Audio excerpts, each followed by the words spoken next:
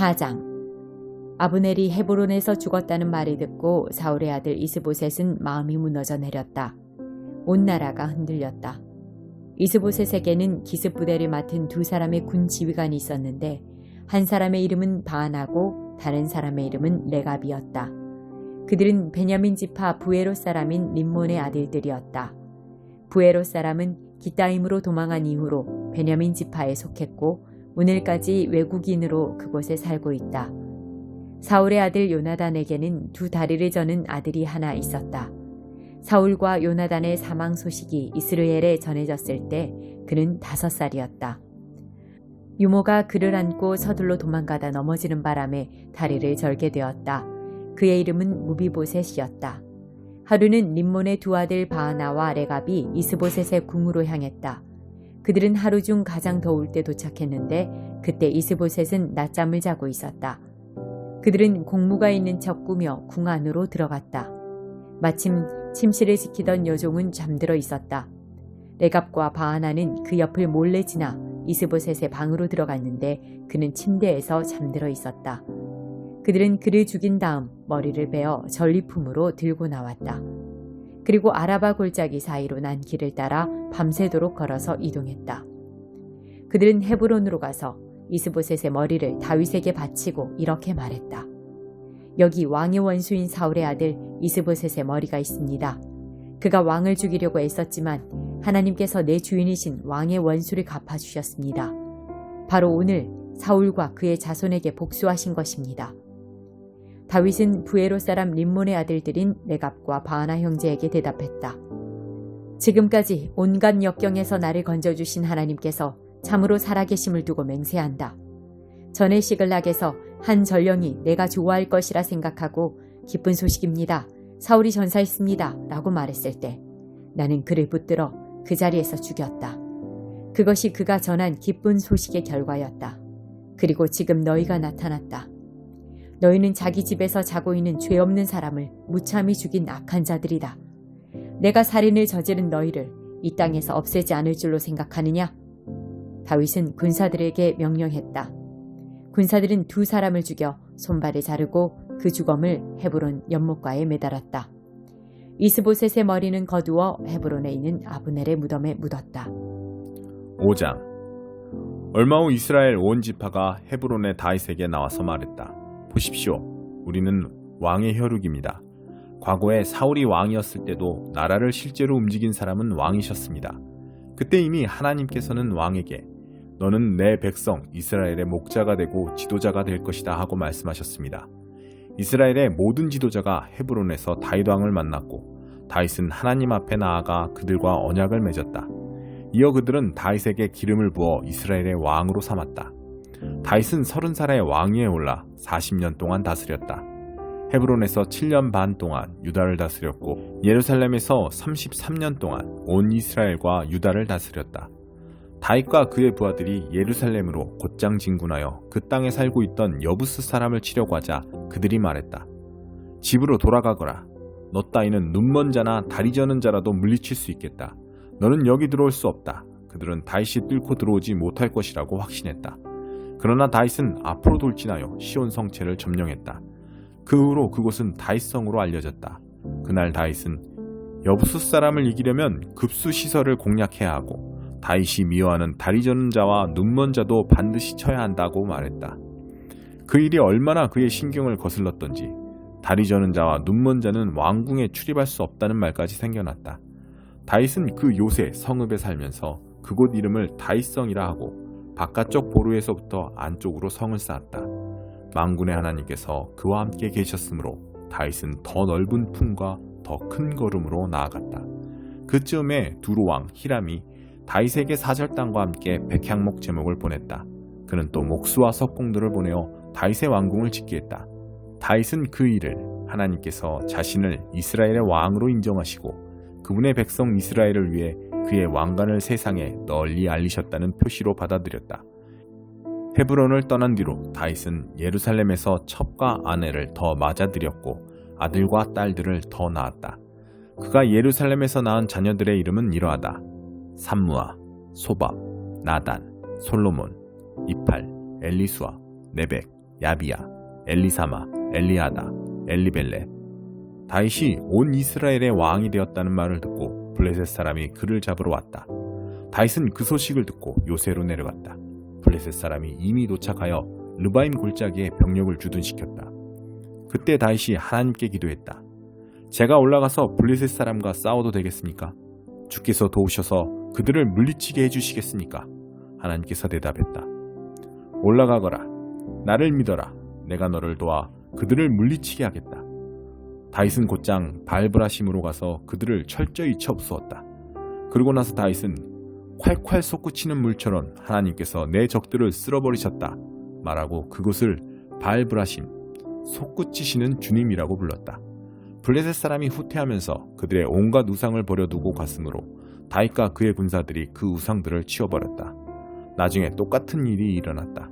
블레셋 사람이 다시 올라와서 르바임 골짜기에 병력을 배치시켰다. 이번에도 다윗은 하나님께 기도했다. 하나님께서 말씀하셨다. 너는 정면에서 공격하지 말고 그들 뒤로 돌아가 신성하게 여기는 나무숲에 매복했다가 습격하여라. 나무들 사이로 발소리가 들리면 나와서 칠 준비를 하여라. 그것이 나 하나님이 너보다 앞서가서 블레셋 진을 쳐부순다는 신호다.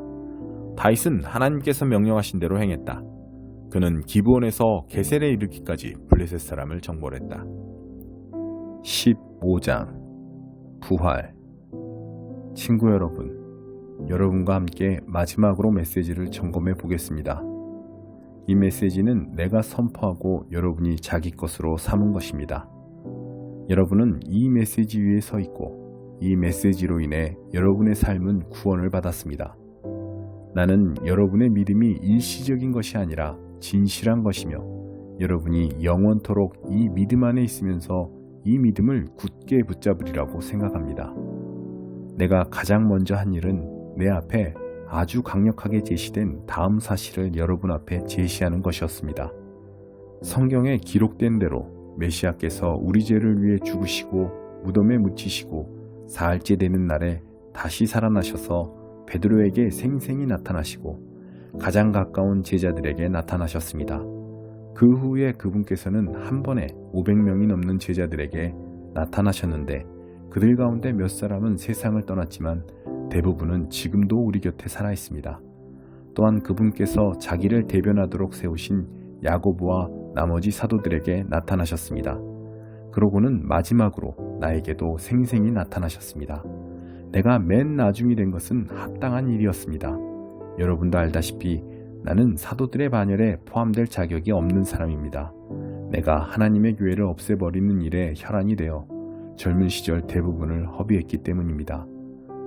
그러나 하나님께서는 너무나 은혜로우시고 한없이 너그러우셨습니다. 그래서 오늘의 내가 있게 된 것입니다. 나는 그분의 은혜를 헛되게 하지 않을 것입니다. 내가 다른 어느 누구보다 더 많은 일을 하려고 애쓰지 않았습니까? 그렇다고 해도 내가 한 일은 그리 대단한 것이 아니었습니다. 하나님께서 내게 한 일을 주시고 감당할 힘도 주셨기에 내가 할 수 있었던 것입니다. 그러므로 여러분이 내게서 메시지를 들었든 다른 사람들에게서 들었든 간에 그것은 같은 메시지입니다.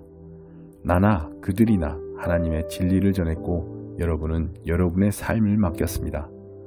이제 나는 여러분에게 의미심장하면서도 어려운 질문을 던지려고 합니다. 여러분은 우리가 선포한 사실, 그리스도께서 죽은 자들 가운데서 다시 살아나셨다는 사실을 믿어서 신자가 된 것인데 사람들이 부활 같은 것은 없다고 말하도록 내버려 두다니 어찌 된 일입니까? 부활이 없다면 그리스도께서 살아나는 일도 없었을 것입니다. 그리스도의 부활이 없다면 우리가 여러분에게 전한 모든 것은 교묘한 속임수가 되고 여러분이 목숨을 걸고 붙잡은 모든 것도 교묘한 속임수가 되고 말 것입니다. 뿐만 아니라 부활이 없다면 우리는 하나님에 대해 뻔뻔한 거짓말을 늘어놓는 죄를 범한 셈이 되고 하나님께서 그리스도를 다시 살리셨다고 증언한 우리의 진술도 순전히 거짓말이 되고 말 것입니다. 죽은 자들이 다시 살아나는 일이 없다면 그리스도께서 다시 살아나는 일도 없었을 것입니다. 그분은 실제로 죽으셨기 때문입니다. 그리고 그리스도께서 다시 살아나지 않으셨다면 여러분은 지금도 예전처럼 어둠 속에서 길을 잃고 헤매고 있을 것입니다. 그것은 그리스도와 부활을 신뢰하며 죽은 이들에게 훨씬 불행한 일이 되었을 것입니다. 그들은 이미 무덤 속에 누워있으니 말입니다. 우리가 그리스도에게서 얻는 것이 이 땅에서 잠시 사는 동안 누리는 작은 감동이 전부라면 우리야말로 정말 가엾은 사람들일 것입니다. 그러나 진실은 이렇습니다. 그리스도께서 다시 살아나셔서 장차 무덤을 떠날 수많은 사람들의 첫 유산이 되신 것입니다. 이것과 관련해서 적절한 예를 들어보겠습니다.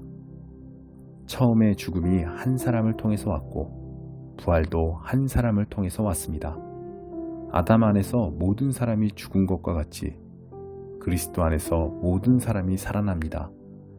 그러나 우리는 순서를 기다려야 합니다. 그리스도가 먼저이고 그 다음은 그리스도께서 다시 오시는 때에 그분과 함께하는 사람들입니다. 그리스도께서 다시 오시는 때는 장중한 완성의 때일 텐데 그때가 되면 그리스도께서 반대 세력을 부서뜨리고 그의 나라를 하나님 아버지께 넘겨드릴 것입니다. 그분께서는 마지막 원수가 쓰러질 때까지 멈추지 않을 것입니다. 그 마지막 원수는 다름 아닌 죽음입니다. 시편 기자는 하나님께서 그들 모두를 낮추시고 하나님께서 그들 모두를 짓밟으셨다고 말했습니다. 하나님께서 그들 모두를 짓밟으셨다고 말할 때 모든 것을 짓밟으신 분께서 동시에 짓밟힐 수 없다는 것은 자명한 이치입니다. 하나님께서 마침내 만물과 모든 이들을 다스리실 때 그 아들도 모든 이들의 자리로 내려가 그들과 함께 서서 하나님의 통치가 미치지 않는 곳이 없음을 증명해 보이실 것입니다. 완벽한 결말이 아닐 수 없습니다. 사람들이 죽은 자들을 위해 세례를 받는 이유가 무엇이라고 생각합니까? 죽은 자들의 부활이 없고 하나님의 능력이 무덤 입구에서 그치고 만다면 그분께서 무덤을 깨끗이 정리하시고 모든 이들을 끌어올려 일어서게 하실 것을 암시하는 행위를 우리가 무엇 때문에 계속한다는 말입니까? 내가 이토록 위험한 일에 목숨을 거는 이유가 무엇이겠습니까? 나는 살면서 하루도 빠짐없이 죽음과 직면합니다. 여러분은 내가 부활하신 메시아 예수께서 보증해 주신 여러분의 부활과 나의 부활에 대한 확신도 없이 이 일을 하고 있다고 생각합니까? 여러분은 내가 예배소에서 나의 최후가 되지 않기를 바라면서 사나운 짐승들과 싸울 때 그것이 단지 영웅처럼 행동하려고 한 것에 불과하다고 생각합니까?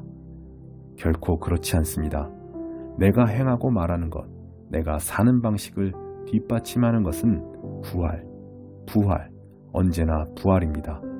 부활이 없다면 우리는 내일이면 죽을 테니 먹고 마시자고 할 것입니다.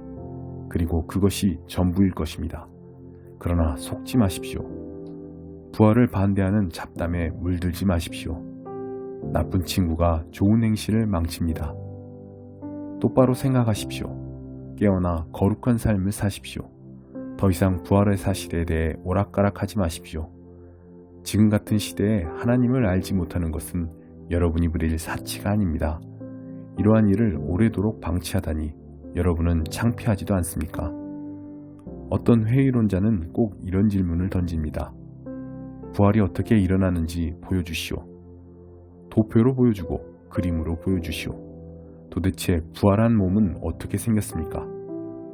자세히 살펴보면 이 질문이 얼마나 어리석은 것인지 알 수 있습니다. 이런 일은 도표로 나타낼 수 없습니다. 우리는 이와 유사한 경험을 정원일에서 찾아볼 수 있습니다. 죽은 것 같은 씨를 심었는데 이내 식물이 무성하게 자랍니다. 눈으로 볼 때 씨앗과 식물은 비슷한 점이 없습니다. 여러분은 토마토 씨를 보고 토마토가 어떻게 생겼을지 헤아릴 수 없습니다. 우리가 흙 속에 심은 것과 거기서 움튼 것은 똑같아 보이지 않습니다. 우리가 땅에 묻은 죽은 몸과 그 몸에서 비롯되는 부활한 몸도 전혀 다른 모습일 것입니다. 몸의 종류도 놀랄 만큼 다양하다는 것에 주목해 보십시오. 씨앗의 종류가 여러 가지이듯이 몸의 종류도 여러 가지입니다. 사람의 몸도 있고 동물의 몸도 있고 새의 몸도 있고 물고기의 몸도 있습니다. 저마다 독특한 형태의 몸을 가지고 있습니다. 땅에 있는 다양한 몸뿐만 아니라 하늘에 있는 해와 달과 별들과 같은 다양한 천체들도 그 아름다운 밝기가 각기 다르고 다양합니다. 그것을 보는 것만으로도 부활의 영광이 얼마나 다양한지를 어렴풋하게나마 알 수 있습니다. 우리는 부활 이전에 씨를 보고 있을 따름입니다. 그러니 부활이라는 식물이 어떤 모습일지 누가 상상할 수 있겠습니까? 죽은 것 같은 씨를 심었는데 살아있는 식물을 거둡니다. 이 이미지는 기껏해야 밑그림 정도에 불과하지만 부활한 몸의 비밀에 접근하는 데 도움이 될 것입니다. 다만 다시 살아나면 영원히 살아나 영원히 살게 된다는 것을 마음에 새겨야 합니다. 죽어서 묻힌 몸은 아름답지 않지만 다시 살아난 몸은 영광스럽습니다. 약한 것을 심었는데 강한 것이 싹틉니다. 뿌린 씨는 자연의 것인데 거기서 자란 것은 자연 너머의 것입니다. 씨도 같은 씨이고 몸도 같은 몸이지만 그것이 육체로 죽어 묻힐 때와 영원한 영의 생명으로 다시 살아날 때 그 차이는 실로 엄청납니다. 성경에서 이 순서를 따라가 보겠습니다.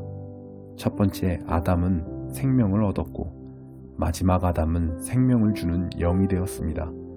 육체의 생명이 먼저 오고 영적인 생명은 그 다음에 옵니다. 기초는 흙으로부터 단단히 빚어졌지만 최종 완성은 하늘로부터 옵니다. 첫 번째 사람이 흙에서 난 이래로 사람들은 땅에 속한 사람이 되었습니다. 두 번째 사람은 하늘에서 났고 사람들은 이제 하늘에 속한 사람이 될 수 있습니다. 이제껏 우리는 땅에 뿌리를 두고 살아왔지만 이제는 하늘에 속하는 것을 목표로 삼아야 합니다. 친구 여러분, 내가 강조하고 싶은 것은 이것입니다. 땅에 속한 우리의 삶은 그 본성상 우리를 하나님 나라로 인도해 주지 못합니다. 그 삶의 자연스러운 본성은 죽음입니다. 그러니 그 삶이 어떻게 마지막에 가서 자연스럽게 생명의 나라에 들어갈 수 있겠습니까? 그러나 나는 여러분에게 나도 다 이해하지 못하는 놀라운 비밀을 알려드리겠습니다. 우리는 모두 죽지 않고 변화될 것입니다. 여러분이 모든 소리를 잠재울 나팔 소리를 듣고 위를 쳐다보며 눈을 깜빡이는 순간 그 일은 끝날 것입니다. 나팔 신호가 하늘로부터 울리면 죽은 자들이 무덤을 박차고 일어나서 죽음의 힘이 미치지 못하는 곳, 다시는 죽을 일이 없는 곳에 이르게 될 것입니다. 그와 동시에 우리도 그들과 똑같은 방식으로 모두 변화될 것입니다. 부활계획교회는 다음과 같은 일이 일어나도록 되어 있습니다. 모든 썩을 것이 썩지 않을 것으로 바뀌고 죽을 수밖에 없는 것이 죽지 않을 것으로 바뀔 것입니다. 그때가 되면 다음의 말씀이 이루어질 것입니다. 생명이 죽음을 삼키고 승리를 거두었다. 오 죽음아, 누가 최종 결정권을 쥐었느냐? 오 죽음아, 이제 누가 너를 두려워하겠느냐? 죄가 죽음을 두려운 존재로 만들었고 율법의 죄악이 죄에서 권세와 파괴력을 주었습니다. 그러나 생명이신 분의 단 한 번의 승리로 그 세 가지 죄와 죄책과 죽음 모두가 사라지게 되었습니다.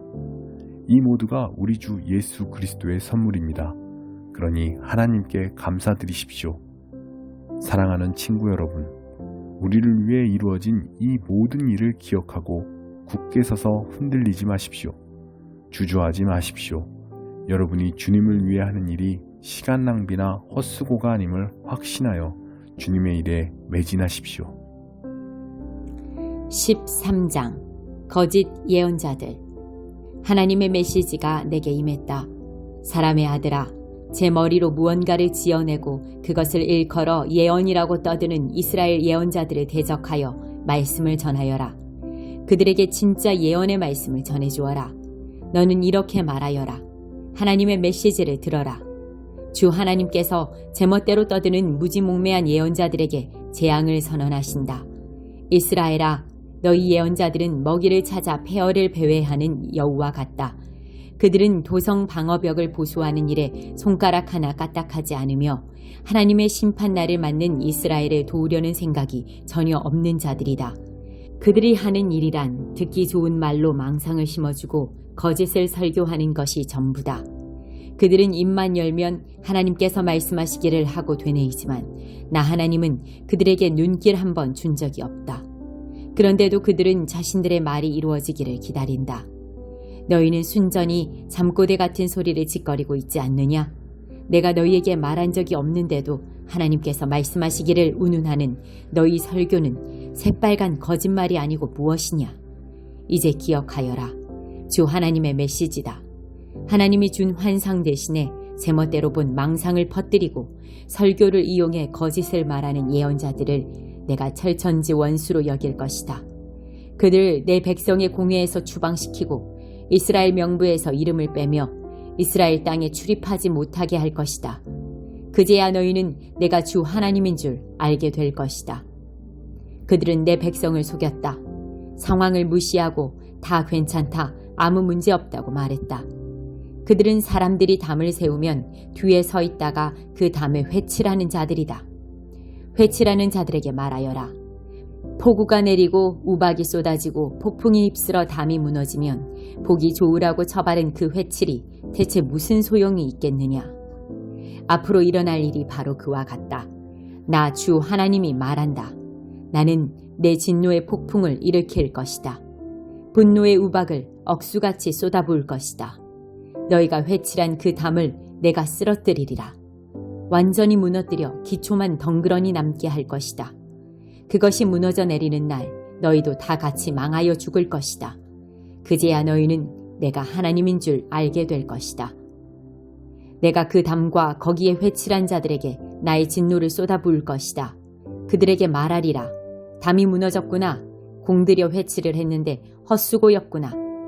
내 경고를 무시하고 다 괜찮다며 예루살렘에게 제멋대로 자기 환상을 전한 이스라엘의 예언자들에게 내가 그렇게 말할 것이다. 주 하나님의 보고다.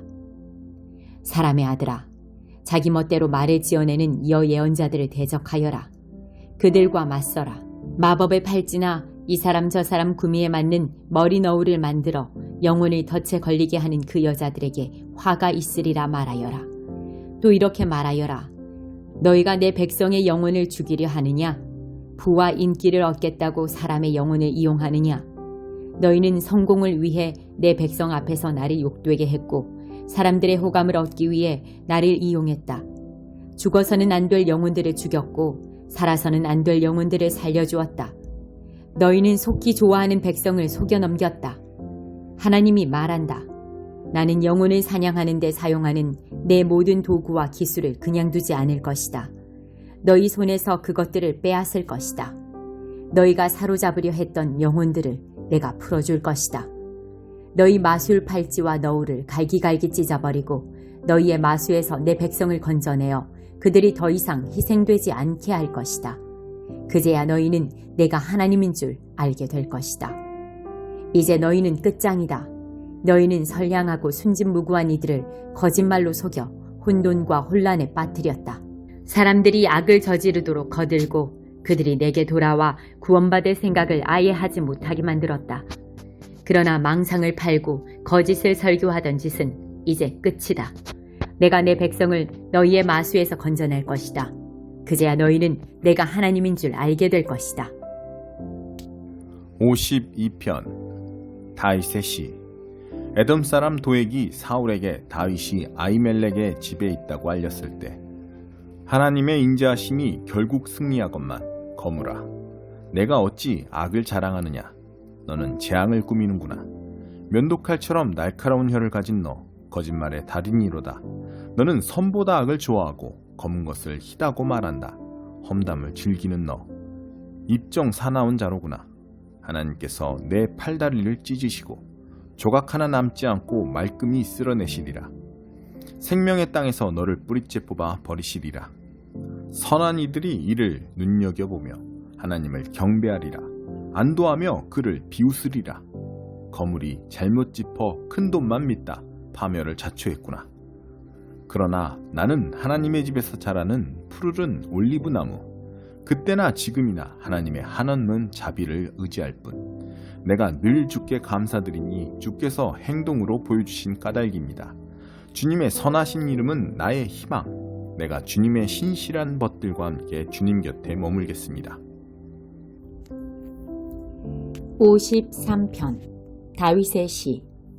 비루하고 거만한 인간들, 하나님은 없다고 허튼 소리 하는구나.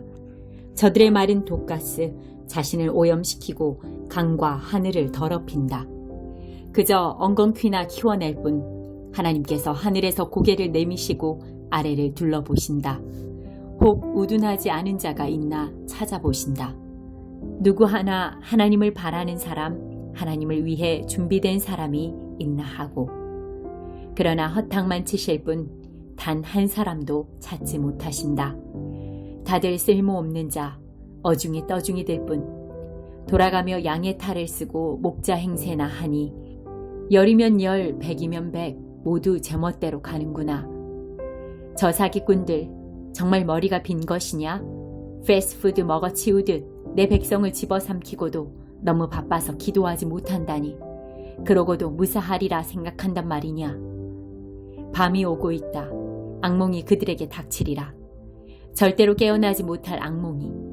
하나님께서 저들을 요절내어 영원히 쫓아내시리라. 이스라엘을 구원할 이 누구인가? 하나님은 우리 삶을 반전시키는 분.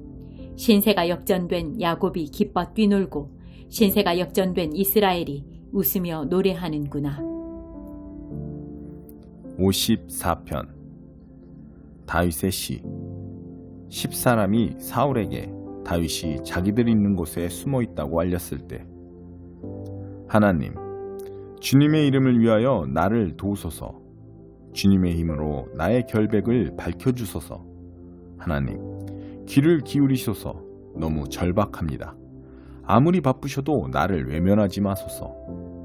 무법자들이 내게 무작정 시비를 걸고 청부살인자들이 나를 죽이려 합니다. 무엇도 저들을 제지하지 못하니 저들은 하나님마저 대수롭게 여기지 않습니다. 오, 보아라. 하나님께서 지금 여기서 나를 도우신다.